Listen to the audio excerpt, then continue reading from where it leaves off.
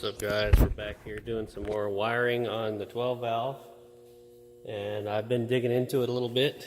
I knew I was eventually going to have to take the light switch and all out to figure out what had been done behind that, and quite a bit, as it turns out. To start off with, this 25 amp fuse right here on the very end. That's the illumination fuse. Let's see on here. It's number 13, Illum. It's supposed to be a 5 amp. What's in there is a 25 amp. And it doesn't have any power on either side of that fuse anymore, no matter what position the light switch is in. So, got to track that down. So I thought maybe I would start by pulling this out and seeing what's going on behind it. Well, this is the wire, if you remember, that was hanging down in there. It doesn't have any power coming from it either, no matter what position the switch is in. It's cut off, and, you know, surprisingly, it's just, the factory wire is just a solid red wire too, it looks like. So I'm going to have to get back, probably pull the dash cover off and find the other end of it. Figure out why they cut that off. I'm sure it is shorted to ground somewhere. The other thing I found was this white wire that's spliced into this green wire here. Goes up and around and through and comes back up the A pillar, and then is kind of spliced in here. Now this red wire actually is the one that went down and under and through the firewall and out and split off to everything else under the hood before. So the reason they did this, they just cut that off there and then ran their own wire out to the hood and to the rest of the lights, is if you look over here, where is it? There it is. There's the original other side of it that it would have provided power to the roof lights up top with. When I tested that with all the lights off with my meter here, it had a direct short to ground. And that didn't matter what setting I had the light switch on. Then I came down here, and you can maybe see, you see a lot of the wires have already had bare spots cut on them, including the black and yellow one. So I tested there, and it's shorted to ground as well there, or it was. Which is why they went ahead and just bypassed that altogether. Took that out of the circuit and ran their own wire up here to power all the rest of the lights off of a different wire. So my first thought with this black and yellow wire is, well, I remember that the red wire was spliced into black and yellow up front for the front marker lights. So that tells me that black and yellow is probably for the park lights and running lights circuit for the whole truck. So I went down and climbed my happy ass under here, which you should all be familiar with this rat's nest by now. And what did I find but a black and yellow wire?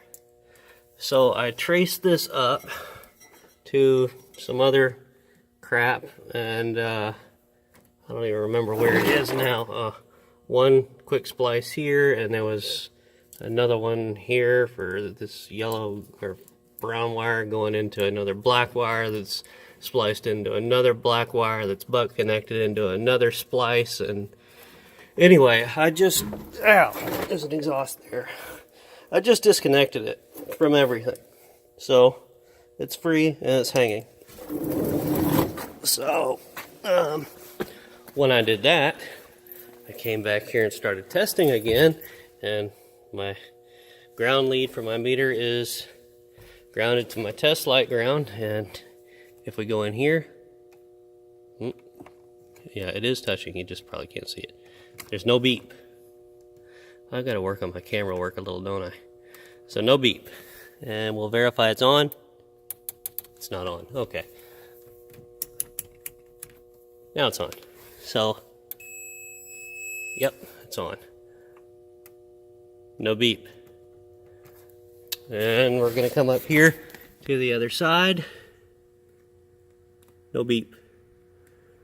So I've got that short to ground figured. It is in their hacker wiring in the very back of the truck, which means that I can fully properly repair all the wiring in the front of the truck now.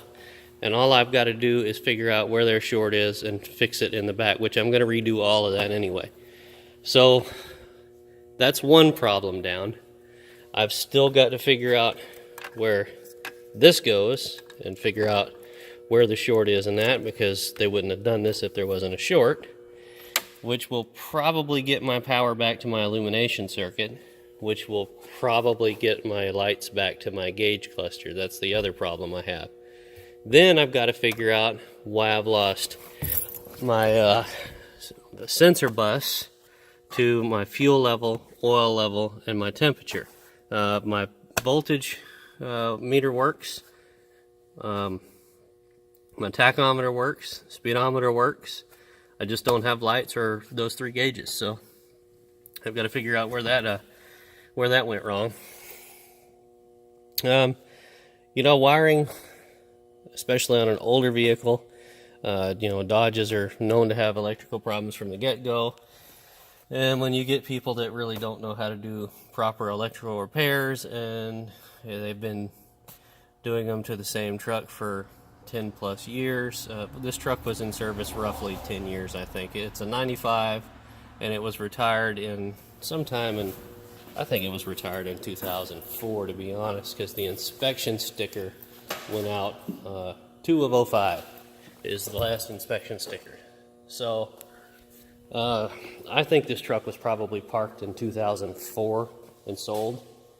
Maybe even before that. I'm friends with one of the guys that used this truck at work. He worked at Weston Services where I got it, and he said he was driving it in 05, but I kind of doubt it. So because I got my license in 2005 and it was already parked for quite a while at that point.